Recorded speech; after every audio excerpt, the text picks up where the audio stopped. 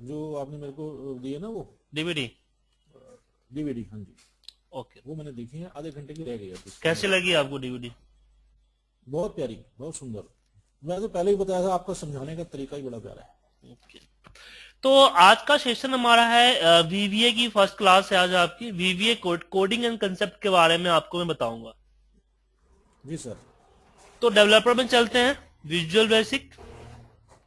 जी visual basic में हमारे पास module insert करते हैं। हमने कल लास्ट क्लास में डिस्कस की थी कि हम अपनी मैक्रो को मॉड्यूल्स में ही क्यों डालते हैं, ताकि हम कहीं भी इसको कॉल कर सके, किसी भी पे असाइन कर सके, और जी फाइल के साथ किसी को भेजे तो फाइल के साथ मैक्रो जाए। जी अब आती है बारी जो आपके सामने जो वीवी एडिटर खुला हुआ है, विजुअल बेसिक एडिटर, इसके बारे में हम कुछ डिस्कस जी। कर लेते हैं। कभी कभी आपको जो है ना बिल्कुल इस तरीके से ब्लैंक आता है। हाँ जी। तो आपको प्रोग्रामिंग करने के लिए दो चीजों की आवश्यकता पड़ती है। पहली पड़ती है जी आपको प्रोजेक्ट एक्सप्लोरर का, जिसके अंदर में जितने भी आपने मॉड्यूल्स इंसर्ट किए हैं, जितने भी आपने सीट्स है या फिर यूजर फॉर्म्स है, उसका लिस्ट आपको यहां आता है। जी दूसरा आपका प्रॉपर्टी बार, जो कि यहाँ पे F4 इसका शॉर्टकट है, जी ये चाहिए होता है। तो दो चीजें चाहिए होता है, और जिस पे कोडिंग करनी है उस पर डबल क्लिक कीजिए, यहां पे कोड आ जाएगा। जी। अगर आपको वापस एक्सेल पे जाना है तो आप खाए हम्म। तो इस पे क्लिक कर दीजिए, या फिर इसका शॉर्टकट है Alt F11, उसको कर दीजिए। आपको सेव करना है सर दिखाई नहीं दिया। यहाँ पे, यहाँ आपका जो वापस जाने के लिए अच्छा, यहाँ पे जाना वापस। हाँ, इस पे क्लिक करने जी से चले जाइएगा, और इसका शॉर्टकट होता है Alt F11। जी सर। इस पे क्लिक करने के बाद Alt F11 कर सकते हो। आप कंट्रोल एस जी करने के सेव भी कर सकते हो, या फिर इस पे जी क्लिक करके सेव कर सकते हो। पर सेव करने जी से सर। क्या होता है कि ऐसा नहीं है कि सेव में आपका कोडिंग सेव होता है, ऑल फाइल सेव होती है। जब जी तक आपका फाइल खुला हुआ है, जब जी तक जी जिस फाइल पे आप कोडिंग कर रहे हो तब तक खुला हुआ है, तो इसको सेव करो ना करो जी उससे कोई फर्क नहीं है। मैं डायरेक्टली इसको क्लोज भी कर दूंगा ना, तो कोडिंग मेरा जी सेव रहेगा। जी जी कोडिंग लॉस्ट कब होती है? जब हम फाइल को बिना सेव किए हुए बंद कर देते हैं, तो हमारी कोडिंग लॉस्ट होती जी है। जी जी जी। ठीक है।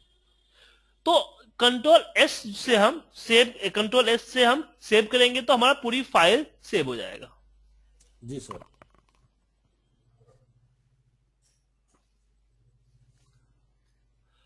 उसके बाद हम बात करते हैं कि अगर मुझे एक और आते यहाँ पे दिख रहा है डिजाइन मोड, सॉरी जी इंसर्ट सर। यूजर फॉर्म, माफ कीजिएगा, इंसर्ट यूजर फॉर्म। हाँ जी। जी सर। डिजाइन मोड आपका इसमें होता है।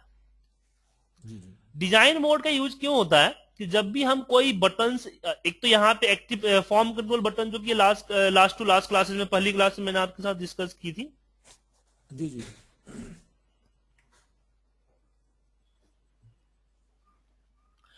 तो इसमें कोई दिक्कत नहीं होती है, लेकिन जब हम एक्टिव कंट्रोल से कोई बटन या कोई भी ऑब्जेक्ट को ड्रॉ करते हैं, तो ऑटोमेटिकली वो जी डिजाइन मोड में चला जाता है।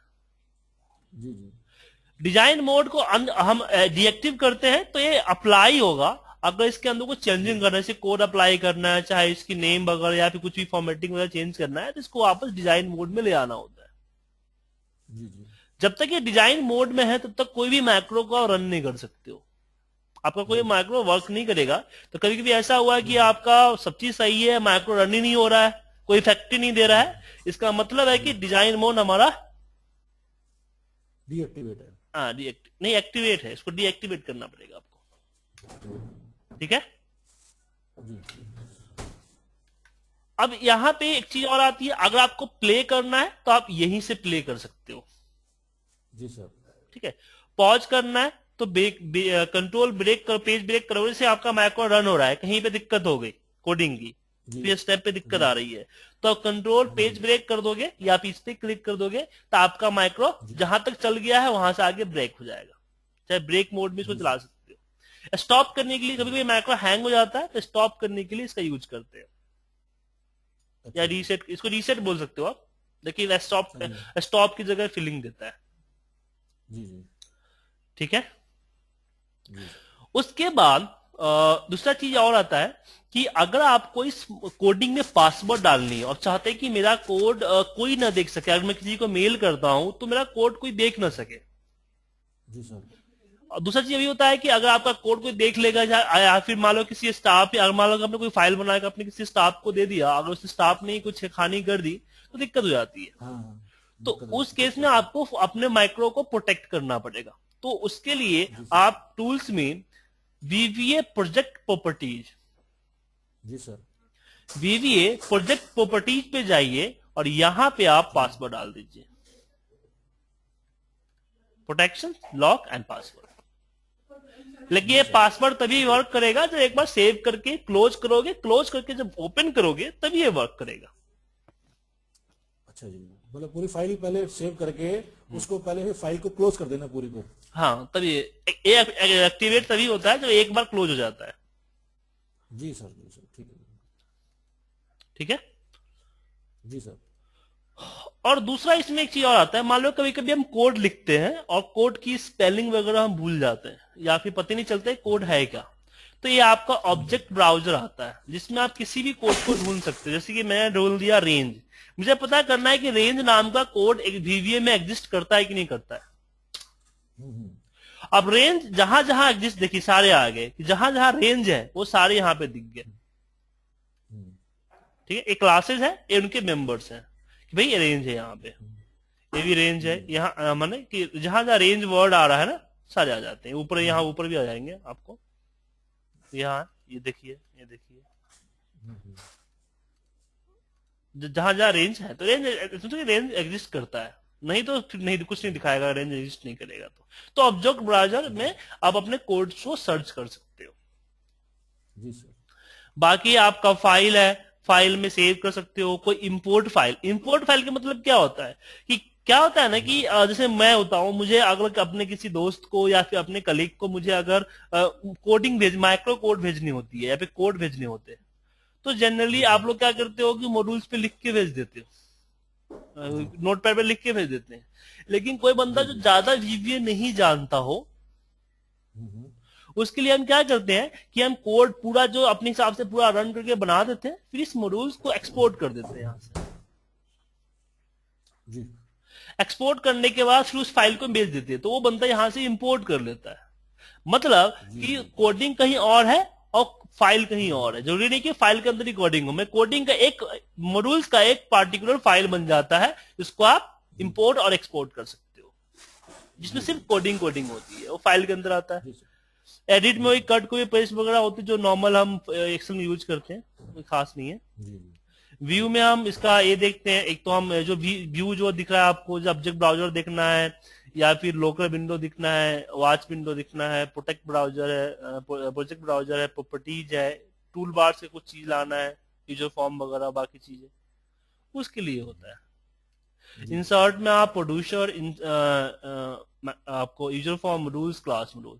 देखिए क्लास रूल्स को हम आगे आपको समझाएंगे, मॉड्यूल्स तो आपको जानते ही हैं, यूजर फॉर्म में आपको पढ़ाएंगे। एक प्रोड्यूसर होता है। प्रोसीजर क्या होता है कि अगर आपको एक नया मैक्रो बनाने हैं तो आप लोग क्या करते हो, आप लोग यहीं पे डायरेक्टली सब्जेक्ट डाल देते हो और मैक्रो नाम आगे क्रिएट कर देते हो। जी। लेकिन इसका सही तरीका यहां है कि आप प्रोड्यूसर पे, प्रोसीजर पे जाइए और यहां पे आप नाम लिखिए मैक्रो का। जी जी।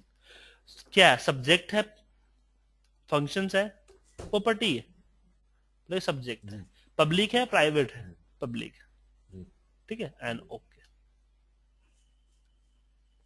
आ गया पब्लिक सब एक्सेल। मैक्रो नेम में लास्ट क्लास में आपको बताया था कि जब भी आप मैक्रो नेम लिखे तो उसके बीच में अल्फा न्यूमेरिक जो है 4 डिजिट तक ना डाले, 4 डिजिट के 4 कैरेक्टर का अल्फा एंड न्यूमेरिक मत डाले, 4 से ज्यादा डाल सकते हो। दूसरा कि मैक्रो नेम में आप स्पेसिस मत डालिए, ये आपकी कोई फॉर्मूला का नाम मत दीजिए, जैसे वीलुकअप, काउंटिव, पाइवट, पाइवट डाल सकते हो, कोई फॉर्मूला जो होता है ना, फॉर्मूला का नाम ना दे। या फिर फॉर्मूला का नाम नहीं डाल सकते ना? नहीं नहीं, सम नहीं डाल सकते, यहाँ पे सम डालोगे दिक्कत हो जाएगा, SUM, सम, सम नाम का आई थिंक फॉर्मूला है, तो एरर देगा इसमें, ठीक है। ठीक है, और उसके बाद यहाँ पे एक चीज और है कि जो मैक्रो नेम पहले से डिफाइन की गई है वो नहीं डाल सकते हो आप। एक मैक्रो नेम एक ही बार यूज कर सकते हो, सेकेंड टाइम उस मैक्रो का यूज नहीं, उस मैक्रो नेम सेम फाइल में यूज नहीं कर सकते। जी जी जी, अलग नाम अलग चेंज फाइल, करना पड़ेगा। हाँ अलग अलग फाइल में है तो चलेगा, कोई दिक्कत नहीं है, सेम फाइल में नहीं लिख सकते हो। ठीक है, अब हम बात करते हैं कि हमने इस चीज के बारे में जान लिया, अब हमें एक चीज जानना है कि हम मैक्रो का स्टार्टिंग कैसे करें। हमने प्रोड्यूसर बनाना सीख लिया, हमने पब्लिक मैक्रो, सब मैक्रो और बाकी जी मैक्रो की प्रॉपर्टीज थी उस पर हमने अच्छी तरीके से डिस्कशन कर ली। क्वेश्चन ये उठता है कि हम मैक्रो स्टार्ट कैसे करें, मतलब कि क्या पहला वर्ड क्या होना चाहिए मैक्रो का। कोई भी कोडिंग हम करते हैं, जैसे हमने आपको लास्ट टू लास्ट क्लास में बताया था एल्गोरिदम, तो सबसे पहले आप अपने मैक्रो का एल्गो तैयार कर लो। जी, तो किसी भी काम को अब क्वेश्चन उठता है ना कि हम स्टार्ट कैसे आवाज स्टार्ट करें। आवाज कट रही है आपकी, बीच में ब्रेक हो रही है, हल्की हल्की। मेरी आवाज ब्रेक हो रही है। अब ठीक हो गई। कहने मतलब है कि हमें ये बात को जानना चाहते हैं ना कि हम पहला वर्ड कैसे लिखे। जैसे हम इंग्लिश में लिखते हैं, इंग्लिश अगर मान लीजिए हम इंग्लिश की बात करें, इंग्लिश लैंग्वेज की बात करें, तो पहला वर्ड हम लोग जानते हैं कि पहला वर्ड नाउन होता है, फिर एडवर्ब होता है, वर्ब होता है। इस तरह की ग्रामर जो है, ग्रामर जो हम पढ़ते हैं कि अगर मुझे यह एक किताब है, दिस इज ए बुक, ठीक है ना। तो इस तरह से कैसे हम एक्सेल के अंदर वीवीए प्रोग्रामिंग में कैसे यूज कर सकते हैं। देखिए वीवीए प्रोग्रामिंग में क्या होता है ना, एक लॉजिक पे चलता है, एक स्टेप पे चलता है। जैसे मैंने बोला कि फाइल को सेव करो, मैंने बोला कि फाइल को सेव करो, तो जी फाइल को क्या मानता है, यहां पे मानता है वर्कबुक। जी लेकिन आपको बताना पड़ेगा कौन सा फाइल सेव करेगा, तो फाइल का नेम आपको देना पड़ेगा एक्सटेंशन जी बुक वन। बोला कि बुक वन तो दो है, एक्सएलएस भी है, एक्सएलएस एक्स भी है, तो किसका करे, तो यहां में कि एक्सएलएस एक्स को करना है। जी क्या करना है, तो सेव करना है, सेव एज करना है। वर्कबुक्स होगा, माफ कीजिए वर्कबुक नहीं होगा, वर्कबुक्स होगा।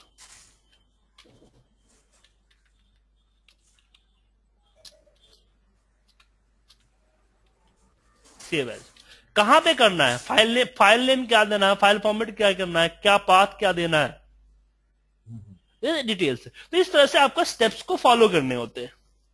जी लेकिन पहला वर्ड वर्कबुक आया, ये कैसे डिसाइड करेंगे हम। तो देखिए एक्सेल में 4 पिलर होता है, कोड के 4 पिलर है। पहला है हमारा एप्लीकेशन। आपका कोडिंग है तो एप्लीकेशन से स्टार्ट होगा, या फिर वर्क बुक से स्टार्ट होगा, या फिर सीट से स्टार्ट होगा, वर्क सीट, हाँ सीट से स्टार्ट होगा, या नंबर फिर से आ जाएगा। हाँ या फिर रेंज आएगा। मतलब कि कल मतलब है कि आप जब कोडिंग लिखोगे कोई काम करने के लिए, वेरिएबल वगैरह तो अलग है, वो तो वेरिएबल हो गया, जो फंक्शन वगैरह यूज करते हो तो अलग है।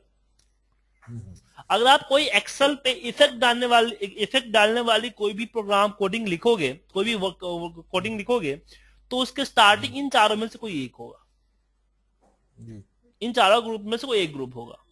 एप्लीकेशन, अगर आप जो काम करना चाहते हो वो काम आपका एप्लीकेशन को इफेक्ट करती है। जैसे कि डिस्प्ले अलर्ट को चेंज करना चाहते हो, अलर्ट डिस्प्ले जो आती है उसको चेंज करना चाहते हो, या फिर स्क्रीन अपडेटिंग चेंज करना चाहते हो, ये सारे क्या है, एप्लीकेशन है। तो इसके लिए जब यूज करेंगे तो एप्लीकेशन वर्ड एप्लीकेशन से स्टार्ट होगा। ऐसा काम जो फाइल को इफेक्ट कर रही है, किसी न किसी फाइल को इफेक्ट कर रही है, जैसे कि फाइल को सेव करना, फाइल को ओपन करना, फाइल को क्लोज करना, एक नया फाइल क्रिएट करना, ठीक है, एक इसको इफेक्ट कर रही है, फाइल को इफेक्ट कर रही है। तो ऐसा काम जिससे फाइल इफेक्ट होगा वो वर्कबुक से स्टार्ट होगा। सीट्स, ऐसा काम जिससे आपका सीट्स इफेक्ट कर रहा है, जिसके सीट ऐड करना, सीट रिनेम करना, सीट डिलीट करना, सीट को मूव करना, सीट कॉपी करना, इस सीट से वो सीट के होते हैं। फिर आता है आपका रेंज। रेंज क्या होता है कि जो एक particular cell A1, B1, C1 जैसे सेल पे जो काम करते हैं, वो हमेशा रेंज से स्टार्ट होता है। जी। तो आप डिसाइड कैसे करोगे कि मेरा चारों में से कौन सा कोड से स्टार्ट होगा? तो नेचर ऑफ द ऑब्जेक्ट। ये अपने, हाँ, ऑब्जेक्ट से। कुछ पूछा था सर? जी। तो नेचर ऑफ द ऑब्जेक्ट के ऊपर डिपेंड करता है कि इस चारों में से कौन सा ऑब्जेक्ट आएंगे। अब देखिए, हर ऑब्जेक्ट होता है एक्सेल में, होता है क्या है, अगर बात करें वीवीए में क्या होता है, सबसे पहले होता है ऑब्जेक्ट, फिर होता है मेंबर, ठीक है, फिर होता है आपका एक्शन, ठीक है।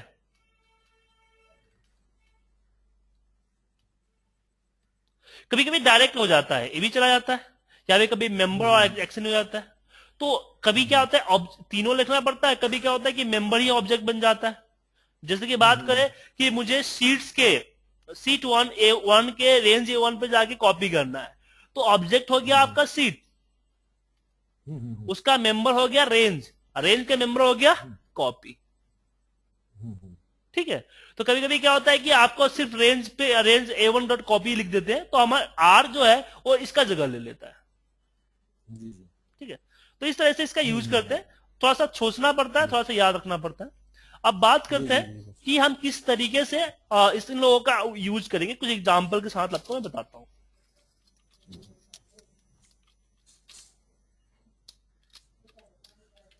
हम एप्लीकेशन को अभी छोड़ते हैं,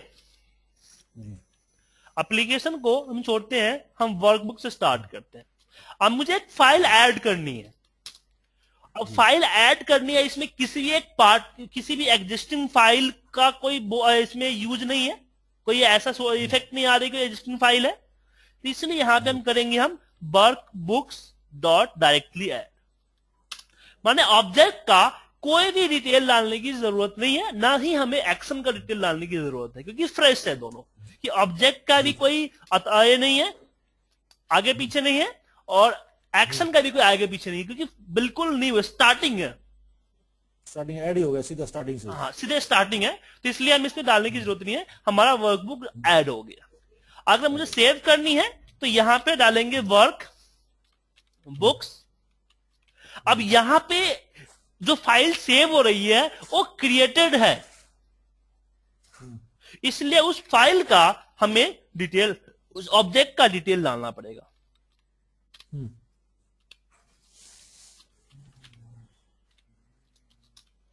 ठीक है। डॉट मेंबर क्या है, सेव एज। देखिए फाइल कभी भी सेव नहीं होती है, सेव एज होती है। सेव कौन सी फाइल होती है, जो ऑलरेडी एग्जिस्टिंग फाइल हो, सेव फाइल हो, क्रिएटेड फाइल हो। लेकिन जब फर्स्ट टाइम हम फाइल क्रिएट करते हैं तो वो फाइल सेव नहीं होती है, सेव एज होती है। और सेव एज होने के बाद हमने ए डाल दिया, एक्शन डाल दिया। अब एक्शन का डिटेल डालना पड़ेगा, क्योंकि सेव एज होते ही वो लोकेशन वगैरह पूछेगा। अगर आप नहीं डालते हो तो क्या करेगा, डिफॉल्ट नेम से डिफॉल्ट लोकेशन में सेव कर देगा, मतलब कि माय डॉक्यूमेंट में सेव कर देगा। लेकिन हम चाहते कि नहीं, मेरे नाम से मेरे लोकेशन में सेव हो, तो आगे जो बाकी चीजें दिख रही है फिलहाल इसको इग्नोर कीजिए। डायरेक्टली आप क्या कीजिए कि डी पाथ यहां पे डालिए कि डी ड्राइव में जाओ और 1.xlsx के नाम से सेव कर दो।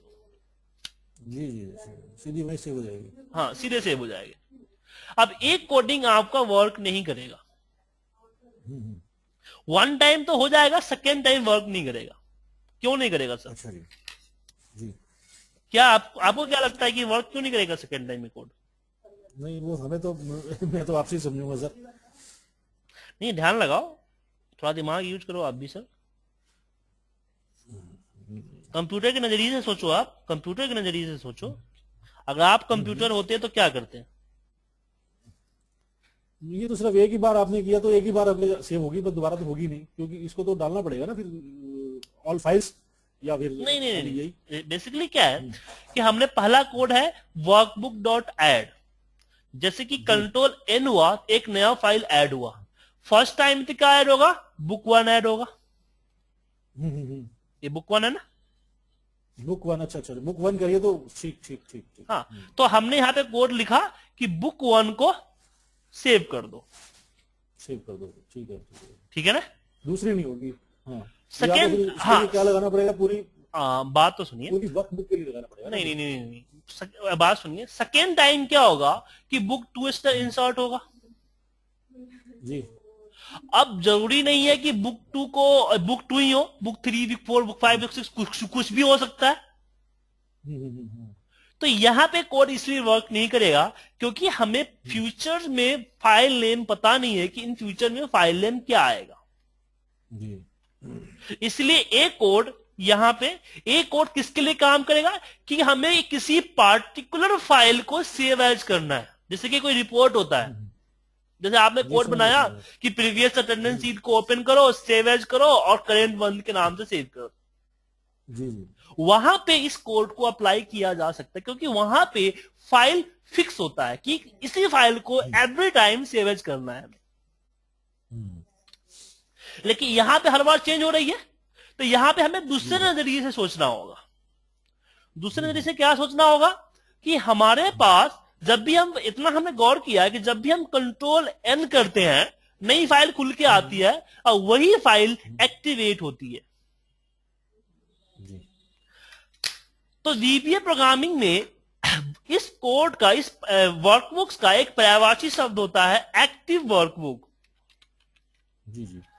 काम सेम होता है, इसमें क्या होती है कि ये आपका सेव करने का किस फाइल को सेव करना हो वो फाइल, वो डिटेल नहीं मांगता है। वो अंडरस्टैंड करता है कि जो विंडो पे एक्टिवेट होगी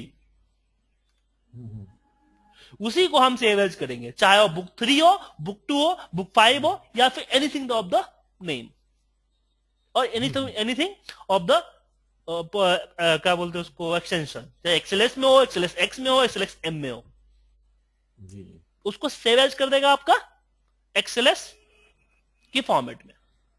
जी बिल्कुल। क्लियर है? जी जी बिल्कुल ठीक है। तो इसका यूज करके हम अपनाते हैं। तो एक्टिव वर्क, देखिए वर्कबुक, सिर्फ वर्कबुक कब यूज करोगे जब किसी पार्टिकुलर फाइल का बोध नहीं है। एक्टिव वर्कबुक कब यूज करोगे जिसमें हमें पता नहीं कि हमारा फाइल कौन सा हो सकता है। और वर्कबुक्स के साथ उसका लोकेशन कब डालोगे जब आपके पास एक पार्टिकुलर फाइल, एक सिलेक्टेड फाइल है एवरी टाइम के लिए। तभी वो डी ड्राइव में जाके उसको लोकेशन उसको बतानी पड़ेगी, लोकेशन बता देना लोकेशन का दिक्कत नहीं है, इसकी दिक्कत नहीं है तो सब में सेम होगा। सेम होगा। अच्छा अच्छा। दिक्कत यहां थी ना कि भाई फाइल किसको सेव करें, कौन सी चीज सेव करनी है। हाँ। तो उसके लिए मैंने यहां पे एक्टिव वर्कबुक का कोड अप्लाई किया। जी। उसी तरीके से अगर मुझे फाइल को जस्ट सेव करना है, ऑलरेडी क्रिएटेड फाइल है, तो आप एक्टिव वर्कबुक डॉट सेव कर लो या फिर ये पार्टिकुलर नाम देगा कोई सेव कर लो। जी ठीक है। जी। अगर आपके फाइल का नाम नहीं पता है ना, तो आप यहां पे एक और काम कर सकते हो, वर्क बुक्स। जैसे आप चाहते हो कि आपके डेस्कटॉप पे जितने भी फाइल ओपन है जी। वो सारे सेव हो जाए, सेव एज हो जाए, सेव हो जाए, कंट्रोल एज दब जाए, सेव एज हो जाए, जो भी करना चाहते हो आप। तो यहां पे वर्कबुक्स के अंदर में जहां पे हम फाइल का नाम देते थे ना, वहां पे हम जस्ट फाइल का एक सीरियल नंबर देंगे। ये सीरियल नंबर से 1 2 3, ए बुक 1 बुक 2 3 नहीं है, लोग इंडेक्सिंग। ठीक ठीक ठीक। कि पहले नंबर पोजीशन पे, दूसरे पे, तीसरे पे। अगर आपको समझ में नहीं आता है ना, तो आपके पास यहाँ पे व्यू के अंदर में आप जाओगे स्विच विंडो, यहाँ पे दिखेगी आपको फाइल के साथ लोकेशन जी। अच्छा अच्छा, स्विच विंडो, ठीक है। कि 1 2 3। हाँ, कि आपको एक्शन ओपन करता है, इस पे भी क्लिक करोगे तो यहाँ से ओपन हो सकता है। जैसे जैसे फाइल आपका ओपन होता है ना, ऐसे ऐसे यहाँ पे सीरियल नंबर आपके बनते जाते हैं। अच्छा अच्छा, ठीक है। तो ये नंबर भी दे दोगे वहां पे तो भी आपका कोडिंग काम कर जाएगा। बुक 1 बुक 3 1 बुक ऐसे करके देनी पड़ेगी। नहीं बुक लगाने की जरूरत नहीं है। वर्क बुक्स ब्रैकेट में जहां पे हम नाम देते हैं ना, वहां पे जस्ट 1 कोमा 2 कोमा 3 ऐसे आएगी। नहीं वो एक बार एक ही का करेगा, दो नहीं करेगा। अच्छा अच्छा अच्छा। अगर आपको 10 फाइल खुली है तो 10 डालनी पड़ेगी। अच्छा अच्छा। तो उसके लिए आगे है लूप है, डू लूप वगैरह है, कंडीशंस है, तो उसके मदद से हम जी जी ये कर सकते हैं कि जितनी भी फाइल ओपन है उसका करा सकते हैं, लेकिन बेस तो हमारा यही रहेगा। जी जी ठीक है सर। जी सर। अब इसमें आगे बढ़े। अब मान लीजिए फाइल अगर आपको ओपन करनी है तो वर्क बुक्स डॉट ओपन, फिर यहां पे जिस फाइल को ओपन करना है उस फाइल का कंप्लीट पाथ विथ एक्सटेंशन। अब एक चीज आप समझो कि सर यहां पे मैंने ऑब्जेक्ट का लोकेशन नहीं डाला, ऊपर वर्क बुक्स पे मैंने ए डाला, ए डाला, ए डाला, यहां पे तो हमने कुछ डाला ही नहीं। जी देखिए यहां पे हमने इसलिए नहीं डाला क्योंकि जो यहां पे जो वर्क बुक्स डॉट ओपन है इसके अंदर में आपको ऑब्जेक्ट का डिटेल डालना नहीं है, इसलिए क्योंकि जो ऊपर हमने इसलिए डाला क्योंकि ये ऑलरेडी ऑब्जेक्ट की लाइब्रेरी में है, आपके एक्सेल की लाइब्रेरी में है, क्योंकि ये फाइल ओपन है। जी जी जैसे हम फाइल ओपन यहाँ करते पे हैं, ओपन करनी है।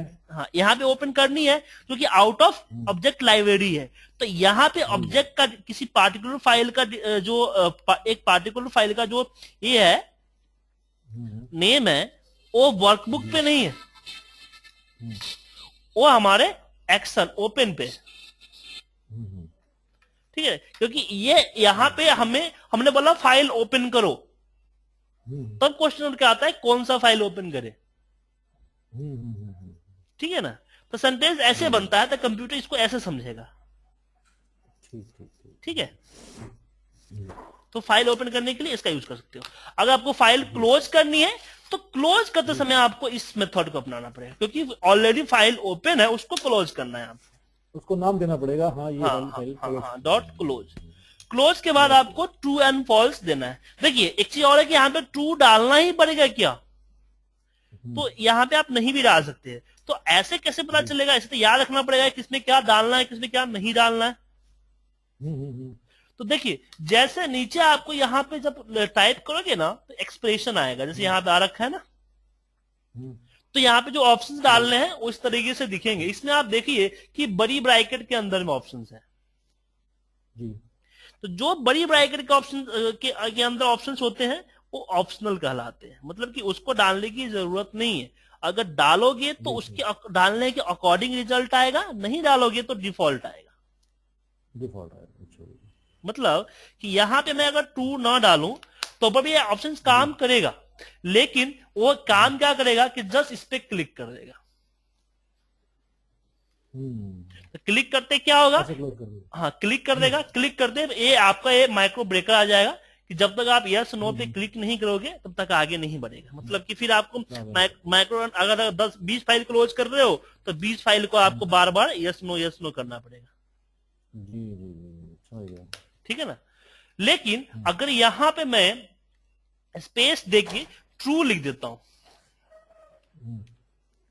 तो फिर एक क्लिक करने की जरूरत नहीं है, वो ऑटोमेटिकली क्लिक कर देगा, क्लोज हो ही गया। हाँ जी, ऑटोमेटिकली सेव करके यस पे क्लिक कर देगा, ऑटोमेटिकली जो है ना यस पे क्लिक कर देगा, यस पे कर देगा। ट्रू ओके हो गया ना। ठीक है जी सर। अब मुझे अगर मान लीजिए फाइल में पासवर्ड डालनी है तो यहां पे मैं लिखूंगा वर्क बुक्स, और यहां पे या फिर एक्टिव वर्कबुक भी अपना सकता हूं मैं, डॉट प्रोटेक्ट, और फिर यहां पे आप पासवर्ड डाल दो। यहां पे ट्रू एंड फॉल्स डालना है दोनों में। तो बाकी ये पासवर्ड प्रोटेक्ट है क्या, तो ऐसा नहीं कि आपको ये फाइल की ओपनिंग पासवर्ड डालना है, ये आपके जो रिव्यू के अंदर में जो प्रोटेक्ट वर्कबुक होता है ना इसको अप्लाई कर रहा है। तो पासवर्ड तो इसमें फिल हो जाएगा। स्ट्रक्चर ऑफ विंडो कि आप क्या स्ट्रक्चर को यहां पे जब स्पेस देते हो ना तो स्ट्रक्चर ऑफ विंडो के लिए आता है ना, तो अगर जिस पे क्लिक करना है उस पे ट्रू कर दो, जिस पे नहीं क्लिक करना है उसको फॉल्स कर दो। ठीक है, आपका पासवर्ड अप्लाई हो जाएगा। लेकिन अगर आपको मान लीजिए कि पासवर्ड ओपनिंग पासवर्ड डालना है तो आपको dot password and equal to जो पासवर्ड डालना चाहते हो पासवर्ड डाल दो। अब एक चीज और है आप कि मैंने यहां कहीं इक्वल टू नहीं लगाया है,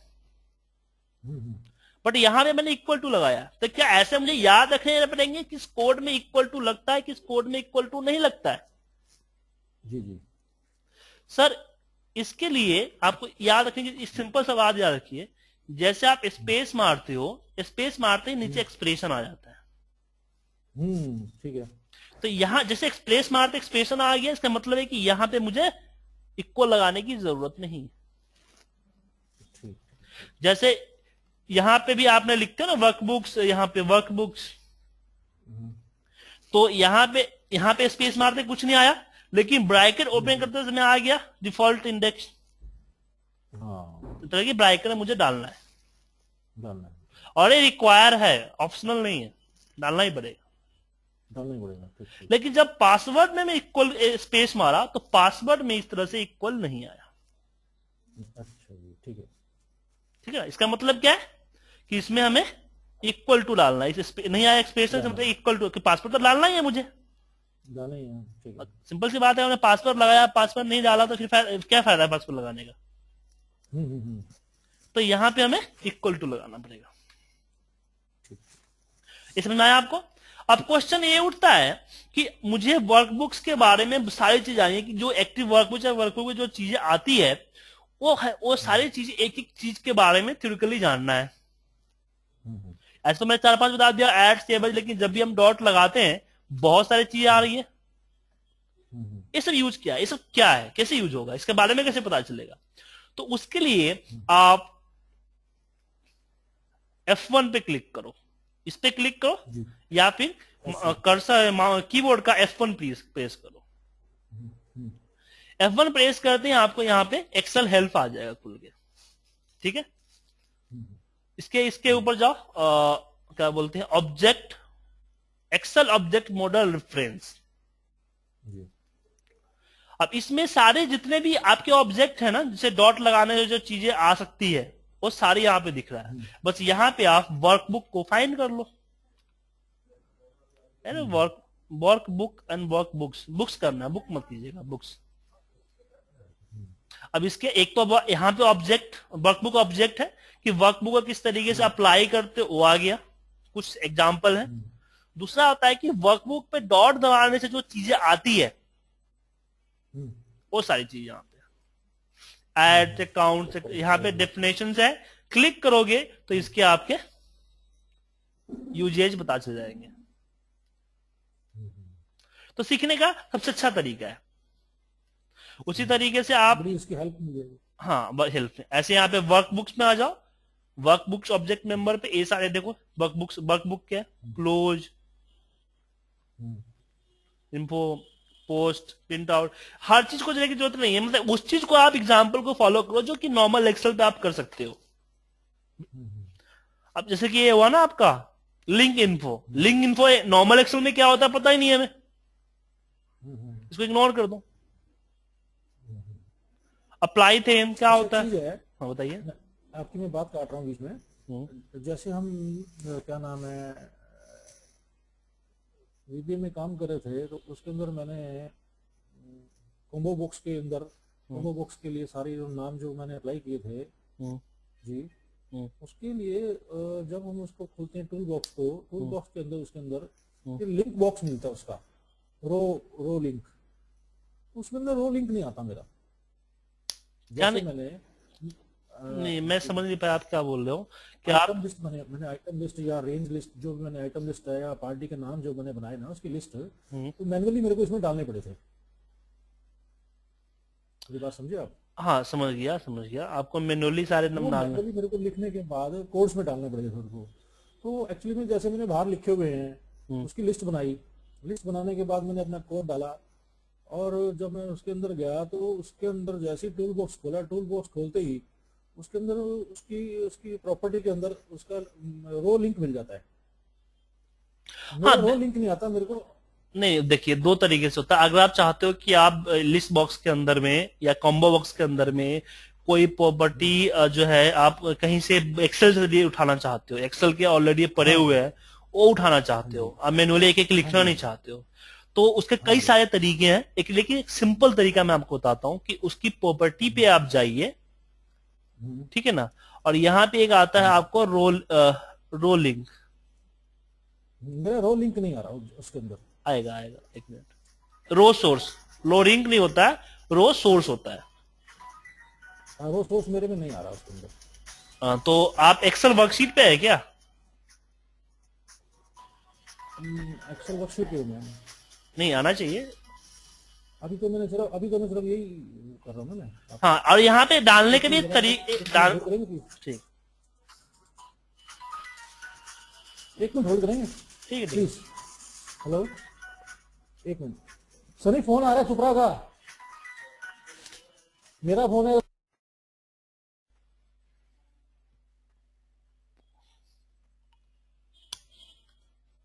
हेलो, हाँ सर, हेलो, हाँ सर। जी सर। तो उसके लिए रो सोर्स जी आता सर। है सर, इस पे, उसके लिए आपको इस पे क्लिक करना पड़ेगा। हाँ जी। आपको क्या, आपने ड्रैग कर दिया इसके तो नहीं ऊपर आगे होगा। सर हाँ, दोबारा इसके ऊपर क्लिक कीजिए, इसके ऊपर दोबारा क्लिक बताइए। कीजिए। इसके ऊपर क्लिक, जी जो आपने लिस्ट बॉक्स या भी कॉम्बो बॉक्स बनाया है ना, उसके ऊपर क्लिक हाँ कीजिए। जी क्लिक करते ही यहाँ पे कॉम्बो बॉक्स लिखा हुआ आना चाहिए। देखिएगा यहाँ पे जो लिस्ट बॉक्स है तो लिस्ट बॉक्स, नहीं तो कॉम्बो बॉक्स तो कॉम्बो बॉक्स, यहाँ पे आना चाहिए। जी जी जी, समझ गया मैं। उसके बाद जो नीचे जब ड्रैग करोगे ना, हम्म। तो नीचे आपको आएगा रो सोर्स, माउस पॉइंटर के आसपास आता है।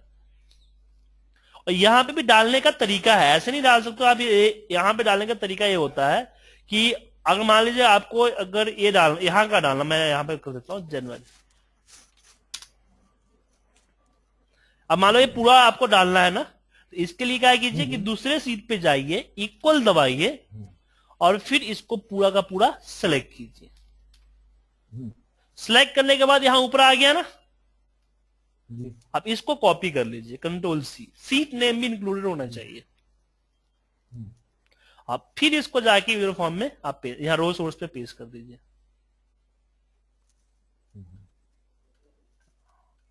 एक बार क्लिक करना पड़ेगा, क्लिक कीजिए फिर पेस्ट कीजिए।